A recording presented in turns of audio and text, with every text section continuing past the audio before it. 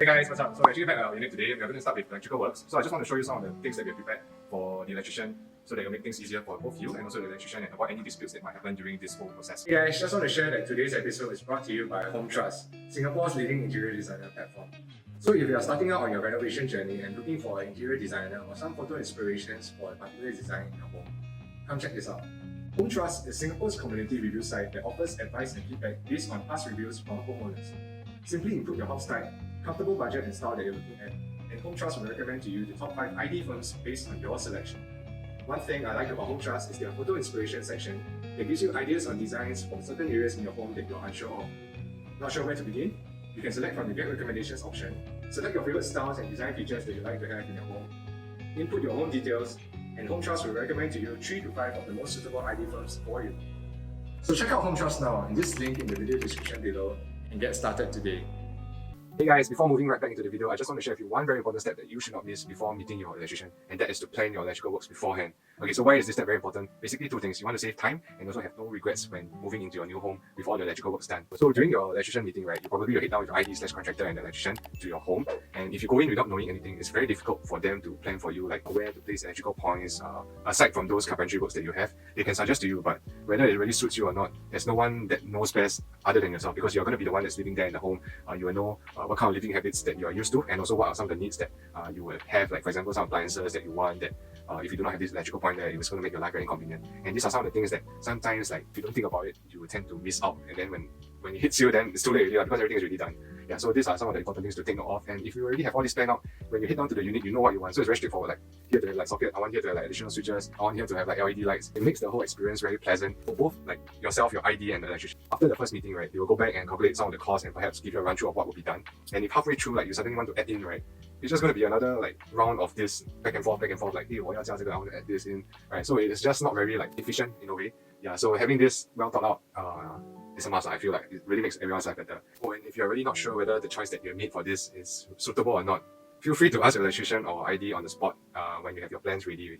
Then they can give you their input and see whether it fits your design or not. Okay, so when coming to things to consider for your electrical planning, let's say if you really don't know where to start, I would suggest that you can just copy and paste what you have from your existing home into your new home layout. Okay, because why I say so, you're already so used to all these like living habits that you have in your current home. If you just copy and paste, right, you do not have to worry about not having it in your new home, right? So imagine like you have this bedside like socket that you actually charge your phone with. If you forget to somehow add it in your new home, then it just doesn't like, you won't be very comfortable with it. So just copy and paste into your new home. So like bedside charging point is one of them. Another thing will be additional sockets for, let's say, your vacuum cleaners. And right now it's quite like trendy with all those robot vacuum cleaners going around already. So you can actually cater a spot, a charging socket for wherever you deem fit. Yeah. Another thing to note is also things that you feel could be improved from your current home to your new home, right? So things that maybe like you did not used to have and it's quite difficult to implement. For example, like you want to have like LED lights inside your like mirror or like your cabinets, right, or your TV console, you can just include it right into your new floor plan.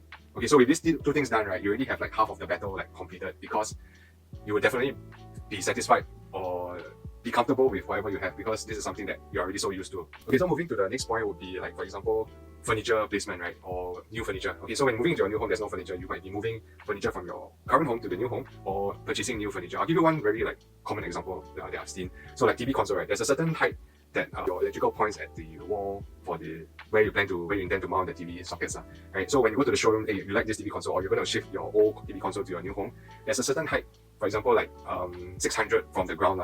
Okay, so the current sockets in your new home, okay, so let's say if your TV console is here and your socket is above, this is the most ideal case because you're able to flush like the TV console against the wall. Okay, so in the event that you're unlucky, or let's say you select one model, right, where it somehow hits the halfway point of the TV console, then you cannot flush. So imagine the wall here, right, this is my switch, right?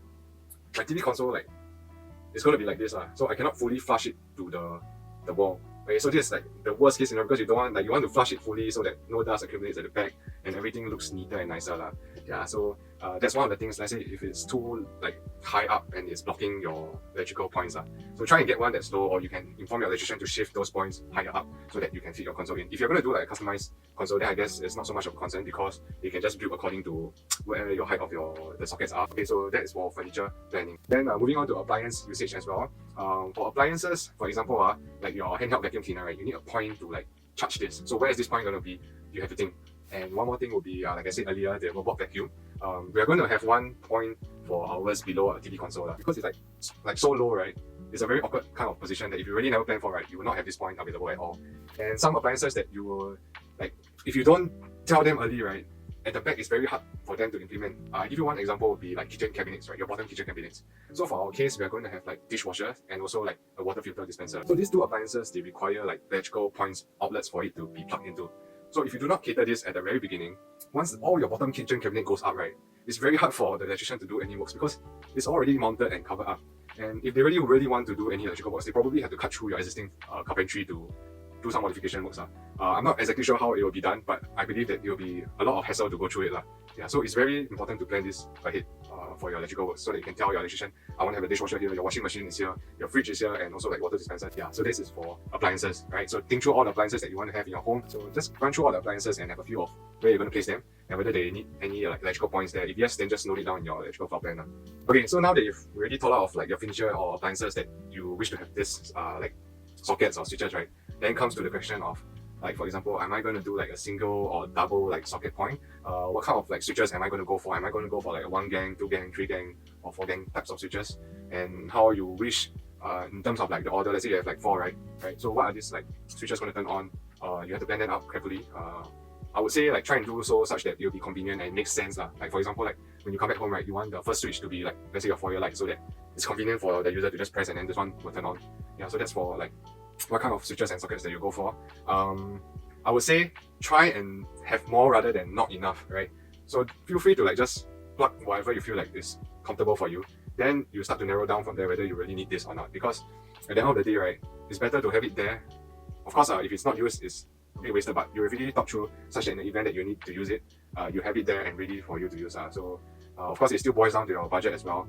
If you feel that paying a little bit more to have this insurance there so that you don't have to worry about this in future, why not just do it right now from the very beginning?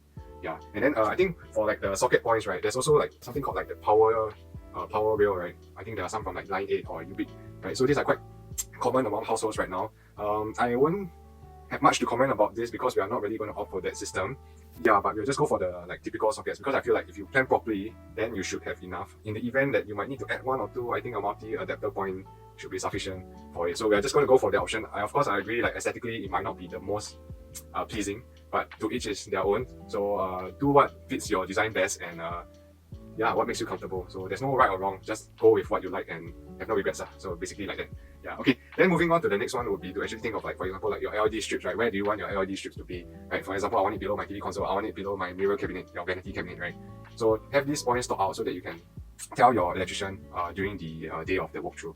Yeah, then they can plan because they will need like LED drivers and also like I think there's an aluminum casing that needs to be embedded into the carpentry. So these are some of the things that you have to let them know in advance so that they can plan for this. I think the last thing to consider is whether you're going to do like a smart home kind of setup, because when it comes to smart home, then you will need to think like further deeper into this, like what kind of switches am I going to use, and also how I wish to automate all these like switches and all. Yeah, and if I'm not wrong, the smart switches only comes up to total like 3 gangs.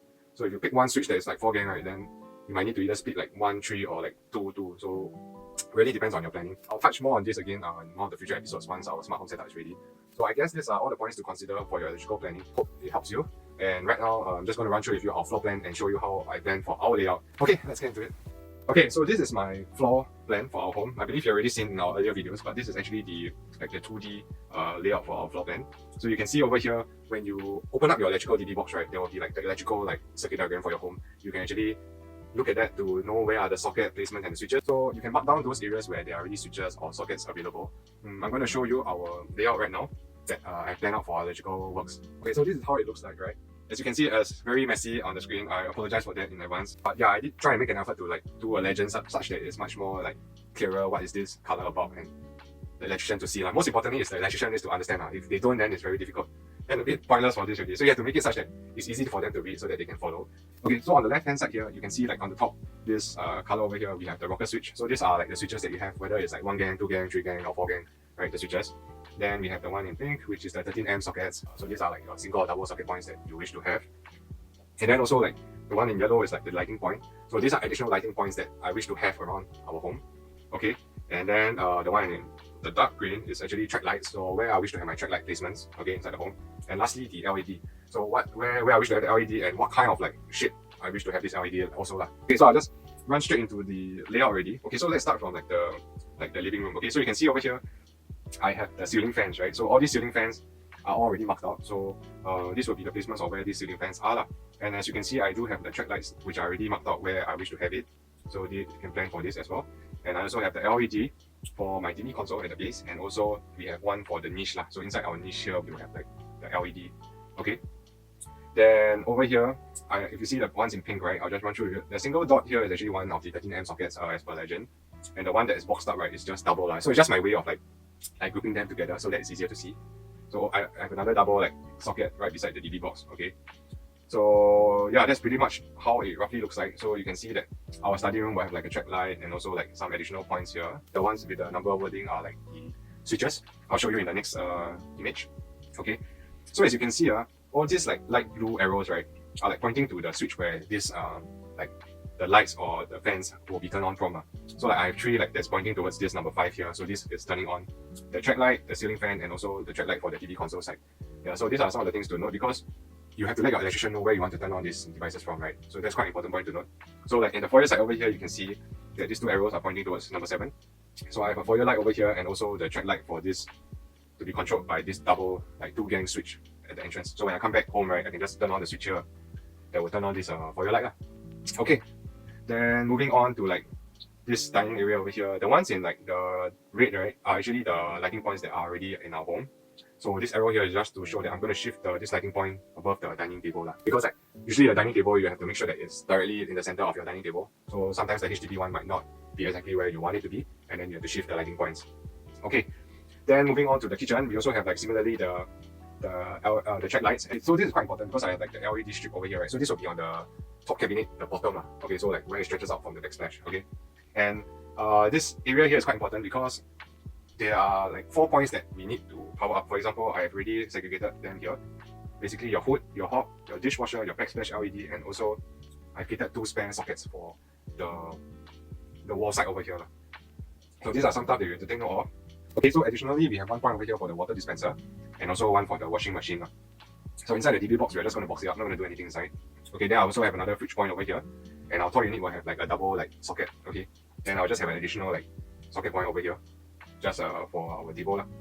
Yeah, so these are things to take note of. Okay, yeah, so similarly, all these arrows are pointing to the switches. Okay, so where it's going to be turned on from. For example, like my dining lights will be turned on from here. So you can see like there's 1, 2, 3, 4 pointing towards this area here, right? So I'll be splitting them into 2 different switches. I'll show you in the next slide again. Okay, so moving on to bedroom 2. Similarly, we have the ceiling fan and also like the switch points and the additional like 30 amp sockets that I wish to have. Okay, quite special over here is that we have like catered like 2 points, okay, on the beam, like bottom of the beam for like my motorized curtain tracks. So if you're gonna do like this kind of smart home automation, right, you need to plan ahead for all these points so that when you wish to install it, you already have it there for your motorized curtain tracks. Okay, so that's very important to plan ahead also. For our master bedroom, I would say similar. I wouldn't really go through too much, but it's the same concept again. You add in a point and then your arrows are pointing to where the switches will be turned on from. And the bathroom side, you can see, for example, like a common bathroom, this LED strip is in an L shape. Okay, so you actually look up, you can see the partition where it's covering up the pipes. So this is where we're going to be lighting we're going to be laying the LED strips. And then, for example, you can see these 2 arrows combined to 1, right? Meaning my LED for this mirror over here and the LED for the partition will turn on at the same time when the switch is turned on. So total I'll have 1 plus 1 for the ceiling light for the toilet.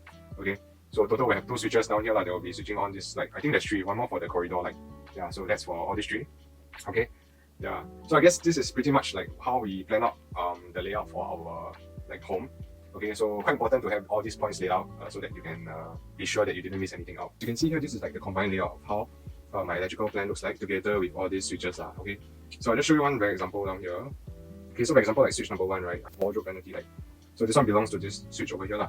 So this wardrobe vanity light will turn on by a 1-gang switch. Okay, so moving on, like for example, this one 3-gang, right? So 3-gang will be something like the one in the living room. So I have switch number 5. So switch number 5 is here. So I have like the sofa track, okay, followed by the fan and the TV track. So it's quite straightforward for number 5. Right, then moving on to like this one, which is number 8. I have the corridor, common light, and common vanity plus T5. So corridor number 8 over here, corridor light, then followed by the bathroom light, and then also this 2 which I mentioned earlier is combined. So this would be the vanity plus the T5 LED. Right, so this will be controlled by this number 8 switch. So we just do this for each of the individual switch points, and then you'll end up with something like this, and you're very clear in terms of what you need based on the appliances that you bought and whether your layout is suitable or not.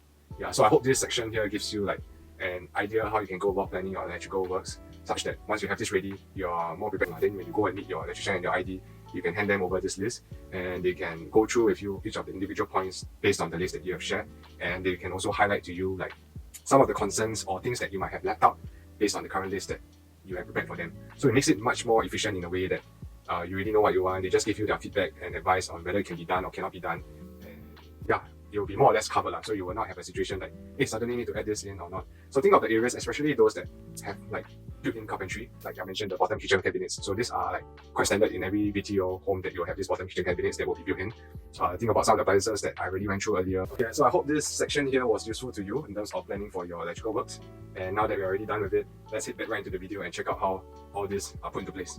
Okay, so for electrical points, once you have planned out your layout, you can head over to your unit to actually indicate the areas where you plan to put your power sockets. So these are like socket, single, double, right? Then coming to, like for example here, will be a single for the robot vacuum or cabinet. So these are some of the points that you can actually take note of. Right, some additional double down here. Okay, then to the bedroom, some double point. Okay, so these are some of the things that you can take note of. So some additional down here, you can see inside our master, we're going to have double socket here for the vanity. Right, so we're going to have like a cabinet wardrobe that goes here, and then the vanity will be here with the mirror. Then we will have two bedside sockets for our platform bed. Very important thing to note will be on top here, because when you're planning for your smart home, we're planning to use curtains. So we have one socket here for the motorized curtains. So this will be for the day curtain and the night curtain. So the power tracks will be here, and then you'll link up all the way to the other side. Yeah. So one thing to take note of, where you place these motors is actually where the end of the curtains will be. It always will be one way. Yeah. So this will be the open position where all the curtains are. Okay, so you can actually do all these simple markings, right, just to indicate where all your points will be. So this will make it very clear to you where you actually want your points to be located, your switches and also your power sockets. Yeah, so as you can see, we already went through with our electrician where we intend to have the points for our kitchen. So we'll be shifting these points up, and then for the hot food, LED, dishwasher, water dispenser. So similarly for our service yard, there will be one point there that's ready for the washing machine, and then another point will be just additional in case you want to do any of the top kind of activities. Right, so it's good to indicate where you want to have your points. Right, so one outlet up there for the fridge, and this will be actually for our tall cabinet. Yeah, so we're gonna have two internal points for the tall cabinet. So these are important things to think of, especially for the built-in cabinet, because you actually want to know where your points will be actually placed during the carpentry process. So if you don't plan it well, then it's not going to be very user-friendly once everything's up, and then you have to do remodification works. All these are fixed carpentry that you have to plan out properly, otherwise you're going to face some, it won't be so nice to use at the end of the day. Yeah, so I walked you through all the electrical points. So when you're actually planning for your electrical site, just take note of where you want to have outlets, what you intend to place at the individual points so that you will know the number of sockets that you need. And also coming to planning on the smart switches as well. Depending on, usually the max you can go is the 3-gang type, right? So you have to plan whether, let's say you have 4 points, right? You can actually plan like 2, or you can actually get 3 at 1. So it really depends on your configuration. So that's something to think of as well. Hey, what's up? Yeah, so I guess that's it for planning of the electrical. Hope this video gives you an idea how you can actually plan for your electrical works, especially when you're planning for a smart home kind of concept. So it's good to have all these things done at the initial stage. So I guess that's all for this video. I'll see you guys soon in the next one. Bye.